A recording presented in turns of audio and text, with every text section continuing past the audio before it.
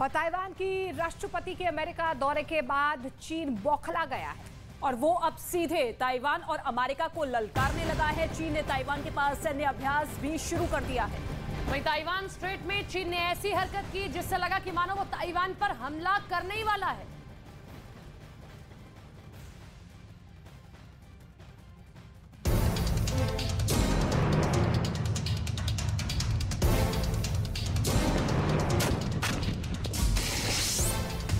Ukraine से भी बड़ा युद्ध होने वाला है।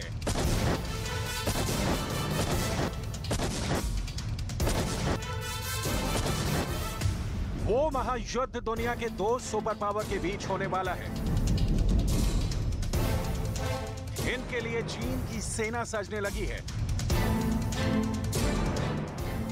और अमेरिका तक जाने वाली मिसाइलें तनने लगी हैं। अगर चीन और अमेरिका से ऐसा युद्ध शुरू हो गया तो फिर सोचिए मंजर क्या होगा।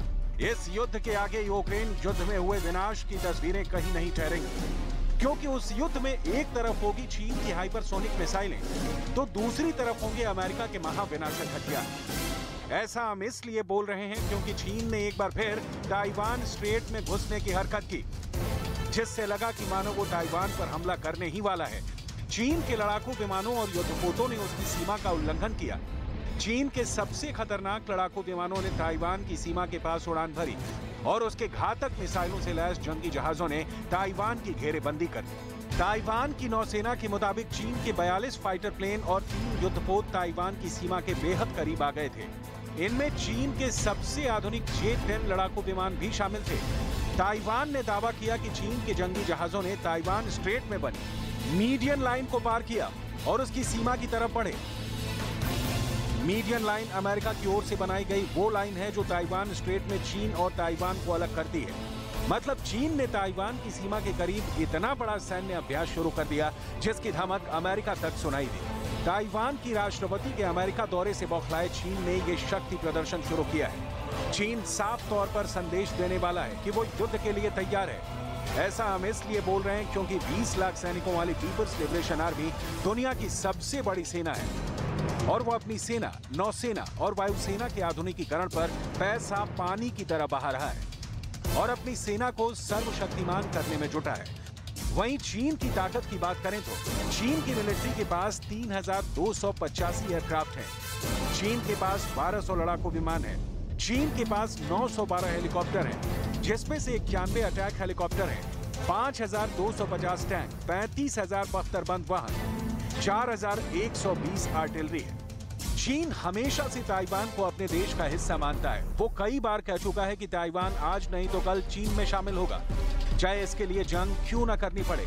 जब से रूस ने यूक्रेन में जंग शुरू की है, तब से एशिया में ताइवान को लेकर नए युद्ध का खतरा मंडराने लगा है, क्योंकि जो काम रूस ने यूक्रेन में किया है वही चीन ताइवान के साथ करना चाहता है, जिसकी फुल प्रूफ तैयारी पूरी हो गई है।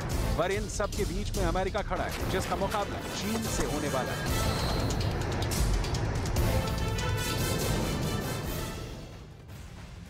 चीन अब यूरोप में भी धाक जमाना चाहता है और इस वजह से वो यूक्रेन रूस महायुद्ध में समझौता करवाना चाहता है। और इन सब के बीच फ्रांस के राष्ट्रपति इमैनुअल मैक्रों ने चीन के राष्ट्रपति शी जिनपिंग से मुलाकात की है।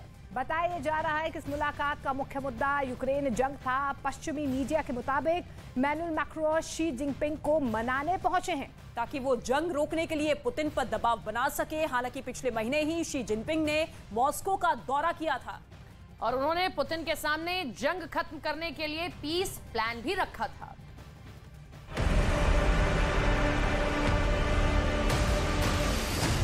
चीन का नया पैंतरा, यूरोप के देशों से दोस्ती, खतरे में अमेरिका की बादशाह,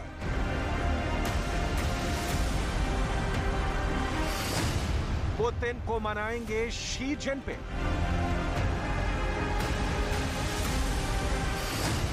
और खत्म हो जाएगी यूक्रेन की जंग। पश्चिमी देशों के नेता कई दिनों से चीन की खुशामद कर रहे थे कि वो रूस और यूक्रेन के बीच जारी युद्ध खत्म करने में उनकी मदद करें। अब चीन ने भी उनके हाँ में हाँ मिला दिया है। पश्चिमी मीडिया ने दावा किया कि पुतिन पर दबाव बनाने के लिए फ्रांस के राष्ट्रपति इमैनुअल मैक्रों ने चीन के राष्ट्रपति शी जिनपिंग से मुलाकात की। मैक्रों 3 दिन के दौरे पर चीन पहुंचे थे, जहां दोनों देशों के बीच कई कारोबारी समझौते हुए, लेकिन बताया जा रहा है कि इस दौरे का मुख्य मुद्दा यूक्रेन जंग ही था। पश्चिमी मीडिया के मुताबिक इमैनुअल मैक्रों शी जिनपिंग को मनाने पहुंचे थे ताकि वो जंग रोकने के लिए पुतिन पर दबाव बना सके। हालांकि पिछले महीने ही शी ने मॉस्को का दौरा किया था और उन्होंने पुतिन के सामने जंग खत्म करने के लिए पीस प्लान भी रखा था, और अब एक बार फिर पुतिन को मनाने की कोशिश हो रही है। शी जिनपिंग वो कर दिखाना चाहते हैं जो अब तक अमेरिकी राष्ट्रपति जो बाइडेन की अगुवाई में अमेरिका जैसी सुपर पावर भी नहीं कर पाया है। ईरान और सऊदी अरब में दोस्ती करवाकर शी जिनपिंग अपने प्लान का फर्स्ट फेज मुकम्मल कर चुके हैं। अब बारी है उस टास्क को पूरा करने की जिसकी वजह से पिछले 1 साल से पूरी दुनिया परेशान है, यानी पुतिन और ज़ेलेंस्की के बीच सुलह कराकर यूक्रेन जंग को खत्म करवाने की। पहली बात तो ये कि इसमें चीन की मंशा खुद को दुनिया में शांति कायम कराने वाले देश के रूप में स्थापित कराने की है।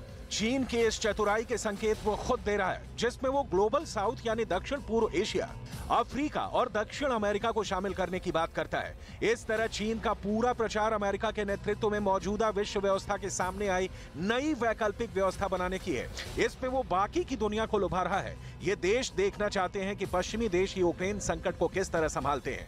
हालांकि चीन का दूसरा मकसद अमेरिका को साफ संदेश देना भी है, और अब उसके सामने एक और महाशक्ति है। अगर चीन रूस यूक्रेन युद्ध को खत्म करवा देता है तो यकीन मानिए कि चीन एक अलग ही शक्ति के रूप में निखर कर आएगा। वहीं दूसरी ओर अमेरिका की विश्वसनीयता भी मानो खत्म हो जाएगी, और अगर ऐसा हुआ तो फिर दोनों देशों के बीच युद्ध होना तय।